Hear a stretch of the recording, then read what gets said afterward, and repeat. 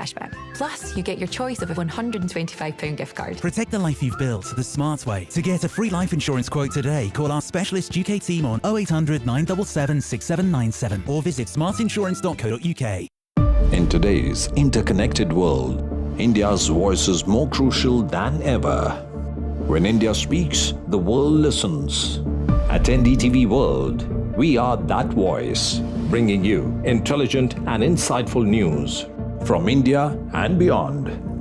From geopolitics and diplomacy to economic shifts, migrations, tech disruptions, and the stories of our diaspora. We cover the news that shapes our global future. NDTV World, your new home for global news, is here. When facts are fragmented, we put the pieces together.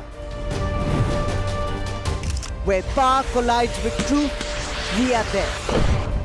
Behind me is that massive security arrangements that are in place.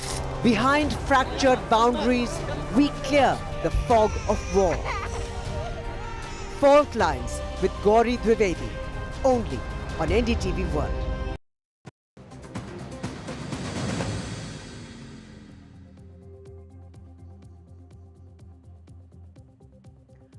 Hello and welcome to India Global. I'm Gaurie Dwivedi. This is the show that gets you all the stories that matter to the global Indian. As always, we start with the headlines coming in. First up, Indian Army gets Apache choppers after a 15-month delay. Indian Army gets world's #1 attack helicopter from the US. New immigration rules take effect in the UK. UK Prime Minister Keir Starmer toughens visa rules amidst backlash. UK raises the skill and salary threshold for key visas. Bangladesh Air Force jet crash. Death toll rises to 27. It's a Chinese-made jet that crashed into the Dhaka school that has injured 171 people. The jet experienced mechanical fault soon after takeoff. Yet another effort for mediation and peace talks amidst the Russia-Ukraine war that rages on after 3 years. The two sides are set to hold third round of talks in Istanbul in the next 24 hours. Next level of prisoner exchanges likely to happen. And one of India's foremost economic voices in the world, Geeta Gopinath, steps down after a 7-year term at the IMF, where she was first the chief economist and then the first deputy managing director. She's set to rejoin Harvard.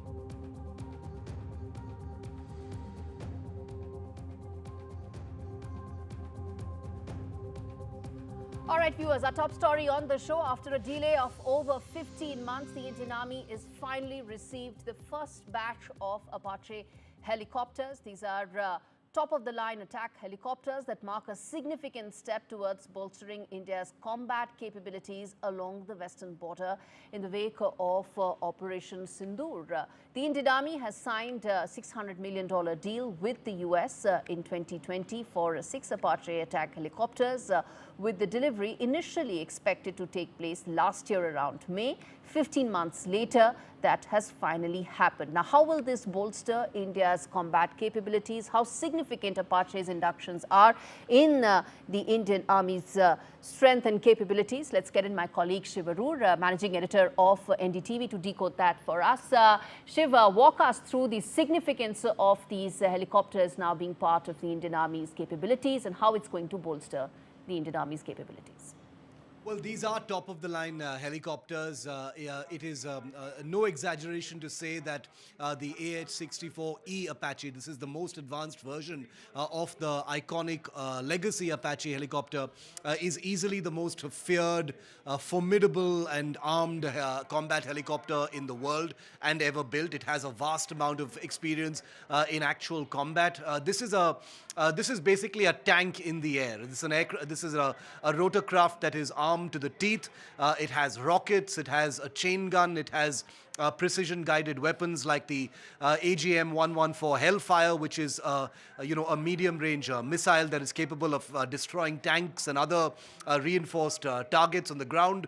But the most amazing thing about the Apache and what makes it so feared is its longbow radar system, its fire control and radar system, which allows it to target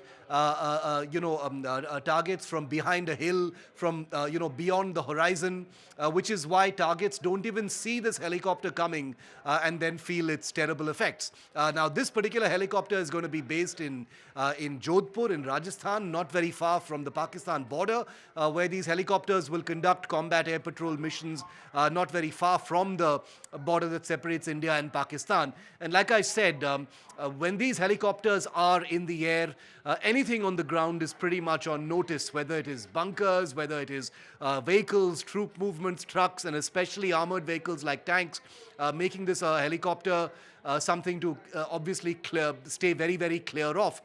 These 3 helicopters that have landed are an order for 6, like you rightly said, but they are not the first Apaches to arrive in India. The Indian Air Force operates 22 of these helicopters already. They're based in Jorhat in Assam and in Pathankot in Punjab, taking care of the Pakistan sectors and the China sectors. So very welcome to add more numbers after Operation Sindoor.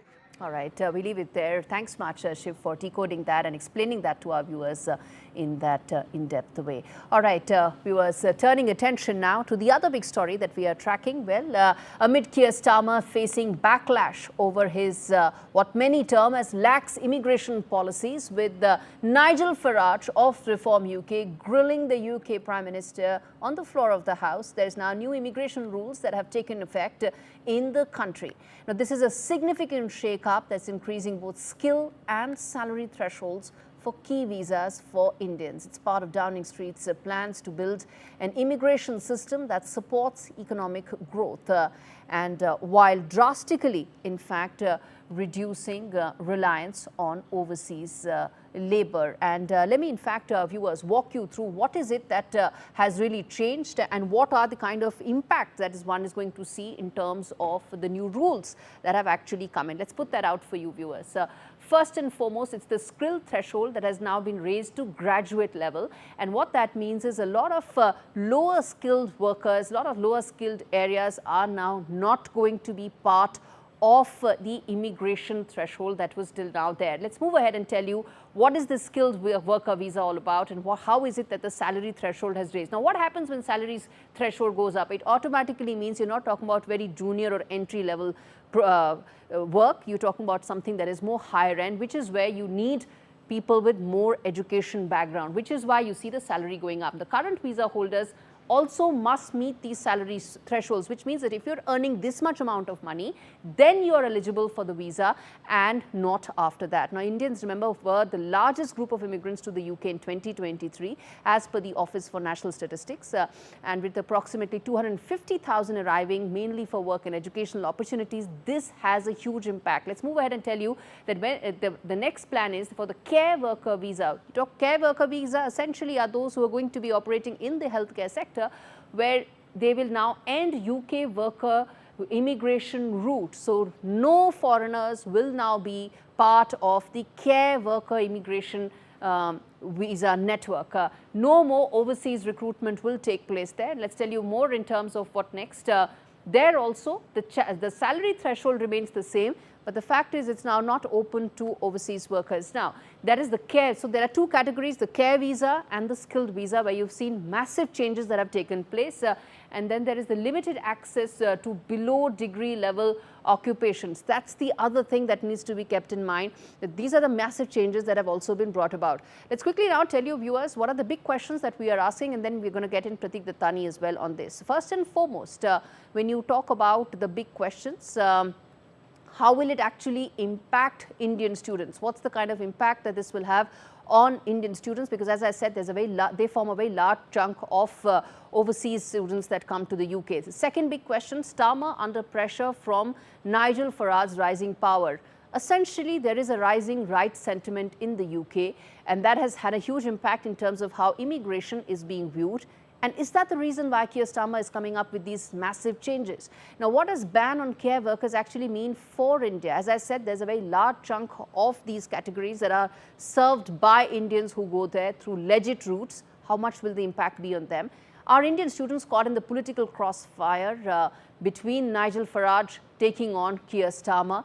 And will Starmer, the final question, actually be able to stop the boats? Now, something that many have been asking. Rishi Sunak was asked this question. Keir Starmer is being asked this question. Will that actually happen? Let's get in Pratik Dattani, who's the founder of Bridge India, joining us on the broadcast. So thanks so much for speaking to NDTV, joining us from London. Let me start by asking you the impact that these changes in the visa norms are going to have on Indians, on Indian students, Indian care workers who are looking to be in the UK on legit routes.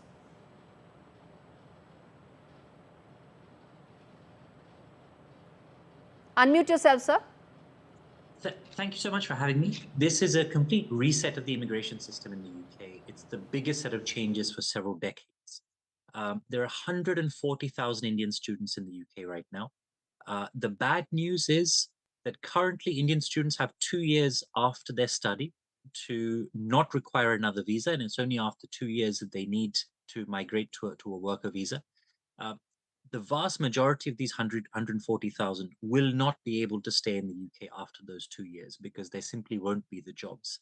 And why won't there be the jobs? Because to hire somebody from India, like you pointed out earlier, will cost a minimum of £41,700, which is about 43 lakhs or 42.5 lakhs, plus the legal fees and the certificate of sponsorship fees on top, which means hiring an Indian will be significantly more expensive than hiring a Brit for exactly the same job. So that's something Indian students do have to bear in mind, whether they're already Dattani, here, that's a deal breaker. planning. That itself is a deal breaker for many. Yeah, absolutely. So if you're spending 20, 30, 40,000 pounds on student fees coming here every year, and then you aren't guaranteed a job at the end of it, it's a difficult proposition. But the way the UK sees it is actually for Indian students, Australia, Canada, the US are all shutting up shop. So the UK, in relative terms, is still incredibly attractive as an education market. What about care workers? How much do you think will be the impact there? Because that route is now effectively being shut. Yeah, and there's two main reasons for this. If you earn £25,000, typically care workers are older. Students don't have dependents, care workers have dependents. If you're bringing in your family as well, then realistically on £25,000, the government has said that you cannot pay for husband, wife, kids also in the UK. It's just simply too low a salary. And therefore, a lot of care workers don't live in the best conditions. They're very at the very bottom of the income scale. But there has been a real problem of fake documents and Indians in particular coming on care worker visas to the UK by coming to what you call fake jobs. They get the visa and then it turns out there's no jobs here in whoever's hired them. So that has been a huge concern because a lot of Indians then end up working cash in hand jobs. It's not their fault. They didn't know this was happening before they got to the UK. And this is a way of combating it. Mr. Dattani, finally, I want to ask you this, that there's a very large number of international students who actually come from India to the UK every year. They also fund the large university economy as well. How do you now want to, if at all any advice you were to give to them in the wake of these massive visa changes, what would that be? I think that the biggest advice would be think about employability when you choose your courses. If you come here and do an engineering or a computer science or AI course, then earning £41,700 afterwards is not an issue. If you come here for arts, liberal arts, social sciences courses, then it's highly unlikely that there will be 140,000 jobs waiting at the end of the year earning that level. So if you think about employability, the UK is just as attractive as it has ever been. I'm going to leave it there. Mr. Dattani, thanks much for speaking to us. It's quite early right now in London. Thanks much for taking out the time and speaking to us. Turning attention now to another big diaspora voice, that is Geeta Gopinath, who's now set to step down from the IMF. Geeta Gopinath was the #2 official at the International Monetary Fund, where she spent 7 long years. Earlier, she was the chief economist, and then she rose to be the #2 there. She will leave her post at the end of August to return back to her alma mater, which is Harvard. IMF Managing Director Christina Georgieva will name a successor to Geeta Gopinath in due course of time, is what the IMF has said. Remember, Geeta Gopinath is one of the foremost voices on global economics and macroeconomics around the world, and she was at the helm in IMF for 7 long years through very choppy times for the world economy, which also included COVID and post-COVID recovery. All right, turning attention now to the other story that we are tracking on the show. Well, this is regarding Bangladesh, where a deadly crash has unfolded. It was a Chinese-made Bangladesh Air Force jet, viewers, that crashed into a college in the capital city of Dhaka on Monday. Now, the death toll has actually risen to 27 people so far. Most of them are children because the crash took place at a school. Now, as per officials, in the country's deadliest air incident in recent history, the F-35B aircraft was a training fighter jet manufactured in China, experienced a mechanical fault moments after it took off and crashed into the 2-story building of Milestone School and College, which injured 171 people, mostly students. And the government has, in fact, declared a state of mourning today in memory of those affected by the crash. A high-level investigation committee has been formed to determine the cause of this deadly attack.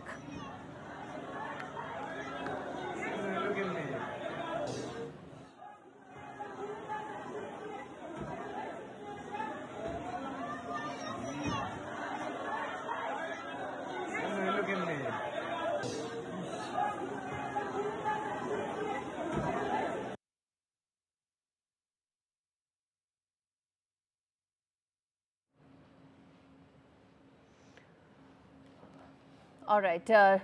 Well, after more than 5 weeks, the British Royal Navy's F-35B fighter jet, which had been stranded in Kerala after making an emergency landing, has finally flown out of the Thiruvananthapuram airport this morning. Viewers, the stealth jet had been grounded in Kerala due to a hydraulic fault that took an expert team from the UK to repair. The 5th generation stealth fighter is part of the UK's HMS Prince of Wales Carrier Strike Group, which had been and has been operating in the Indo-Pacific and recently finished joint maritime exercises with the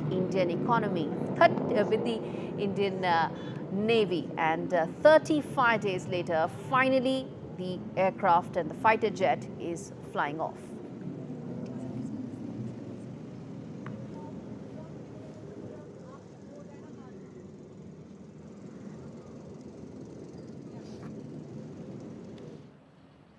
All right, viewers, on that note, a quick break. We return on the other side of India Global with more stories, including the latest as far as the Russia-Ukraine peace talks is concerned.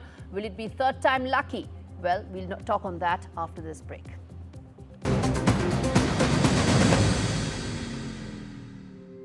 This is so wild that I actually, from a dream, started a business. I don't think I could ever work for anyone else ever again. It's funny that with unexpected bills, like your car breaking down, a dude on a white horse never comes to save you. You can't park there, mate.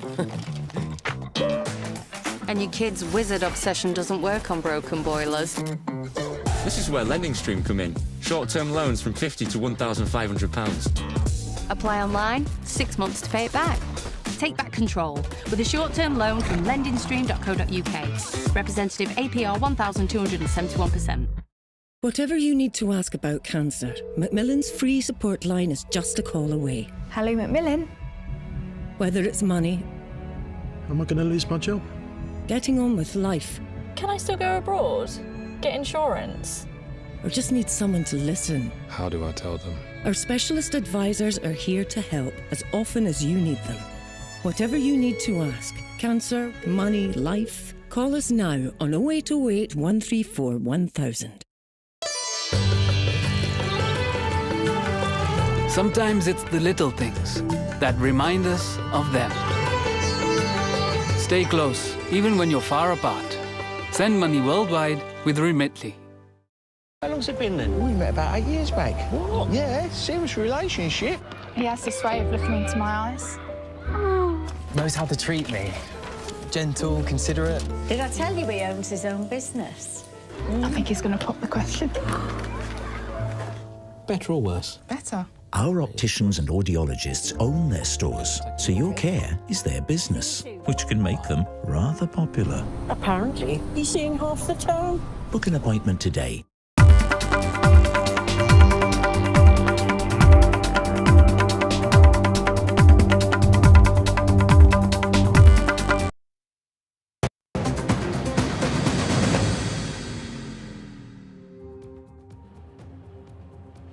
All right, viewers, the other big story that we are now focusing on India Global, the Russia-Ukraine war. It's been waging on for over 3 years now, but there is expectation that third round of peace talks may lead to a possible and a potential breakthrough. Now, the two sides will hold another round of peace talks in Istanbul on Wednesday. Ukrainian President Volodymyr Zelensky has said the same, and Zelensky proposed fresh talks at the weekend, days after US President Donald Trump threatened Russia with severe sanctions if there was no ceasefire between Moscow and Kiev within 50 days. Now remember, there's been 2 talks earlier. It has led to some sort of prisoner exchanges, but no major breakthrough in terms of where do they see this war ending has been achieved so far. Will that happen the third time around? We're going to discuss that in greater detail, but I want to first play out this soundbite of Ukrainian President Zelensky. We come back and discuss this in detail.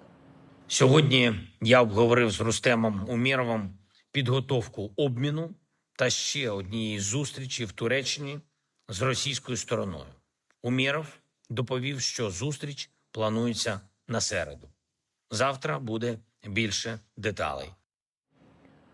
All right, the reason why so far the war hasn't ended is because the two sides have a very differing version of how they want to actually end this, which is why those big questions are so important right now. First and foremost, the Trump truce deadline is pushing the breakthrough in talks right now, the third set of talks that are set to take place.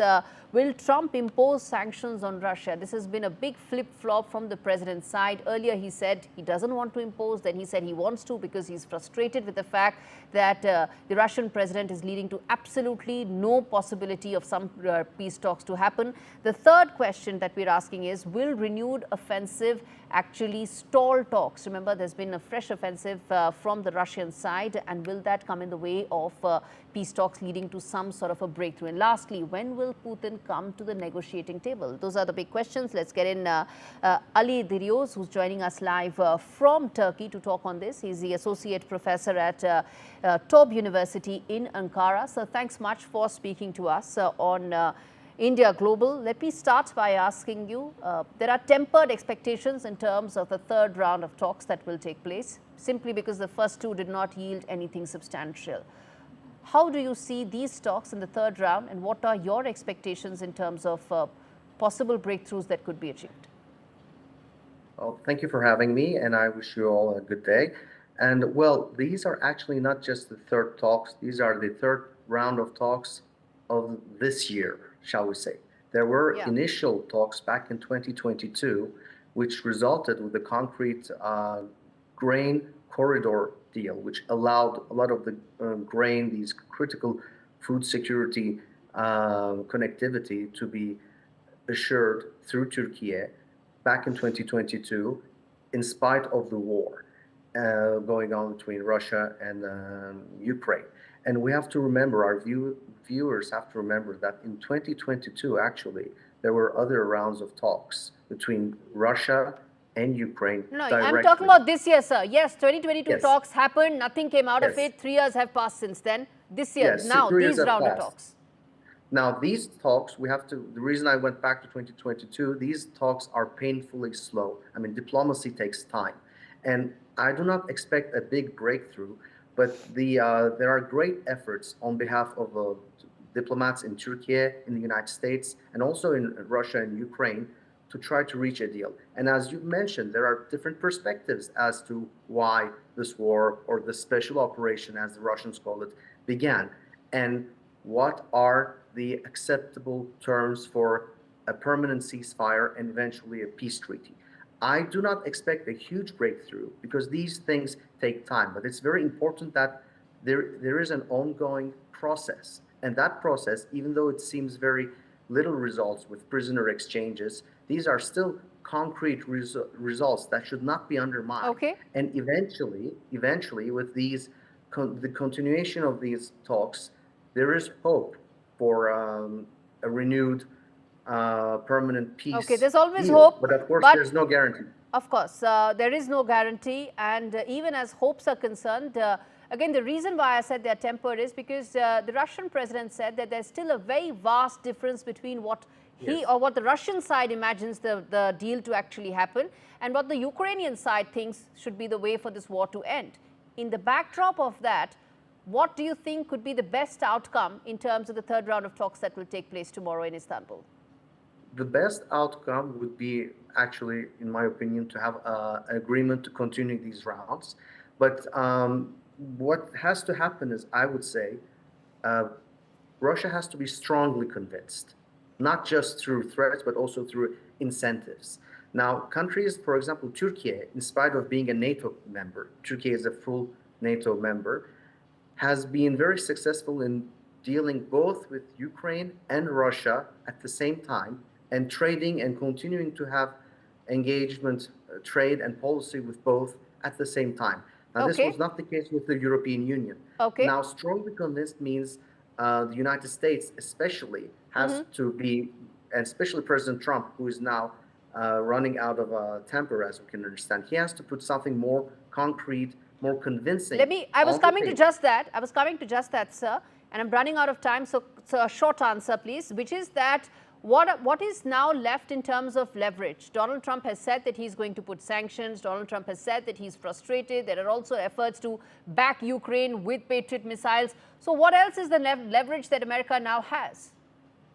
I think that what is not being mentioned is actually the incentives. And that's another, what are the carrots? They're always mentioning the sticks, but to be very bluntly, none of the carrots, none of the incentives, none of the positives that the United States and Russia, let's say, could cooperate on technology or on other fields is being mentioned publicly. I'm sure these are being discussed behind closed doors, but these are some of the incentives that can and will probably happen, because in diplomacy, you cannot only show the stick. You have to show a combination of carrots, of incentives, and sticks.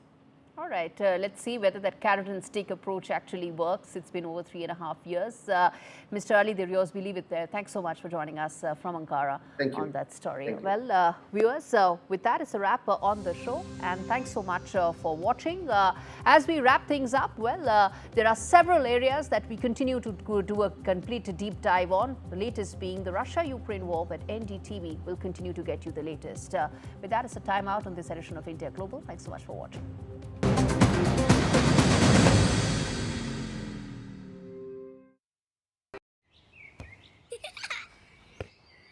I'm so grateful.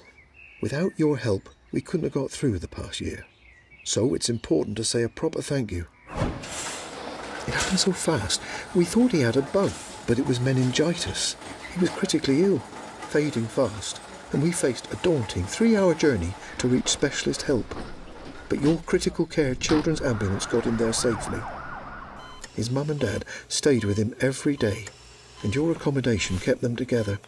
You helped them through the worst of times. It's a miracle, but he survived, thanks to our amazing NHS and life-saving support from NHS charities. And that's why I'm writing a forever thank you into my will. Search Forever Thank You to find out how to write a gift into your will to an NHS charity to help them support the NHS to do more for patients, staff and communities for years to come. Oh, don't put yourself through this! You should be enjoying 2-for-1 cinema tickets every Tuesday or Wednesday with Compare the Market. Simples. It's great to be helping out before my first grandchild arrives. And after having a few repairs myself, I need to make sure they'll all be protected. Which reminds me, there's more than one way to help protect my family. Welcome to British Seniors, the UK's #1 rated provider of over 50s life insurance. How can I help? Hi, I'd like a quick quote. You've come to the right place. We're proud to offer our seniors lifetime guarantee, with 100% of claims having been paid. We guarantee your premiums will never go up and that you'll speak to one of our specialists in the UK. Wow, that's great to hear. Depending on your age, your loved ones can get a cash payout up to £10,000. And the cover is in place for your whole life. And what's the application like? It couldn't be easier to apply. If you're a UK resident aged 50 to 80, you're guaranteed to be accepted, and you can arrange everything in a matter of minutes. There are no medicals or blood tests. Prices start from just £4.52 a month for £1,000 of cover. Wow, that money could help with funeral costs or as a gift for my grandkid. I'll do it. As the UK's #1 rated provider of over 50s life insurance, we're proud to protect thousands of families across the UK. We're rated excellent by Trustpilot and also rated platinum by FIFO. Plus, when you sign up, you'll receive a £135 gift card and free 24/7 GP advice and health services. He's going to be named after his granddad. Be proud to protect your loved ones with British Seniors. To get a free life insurance quote today, call our UK team on 0800 781 0770 or visit britishseniors.co.uk. That couple we met made 50% less than us with Secret Escapes. So we didn't have to rent our house out to pay for this trip? Darling, it will be absolutely fine. Book your luxury holidays with up to 50% off on secretescapes.com. Secret Escapes, luxury travel for less. Just because my kids are grown up and have little ones of their own doesn't mean family life slows down.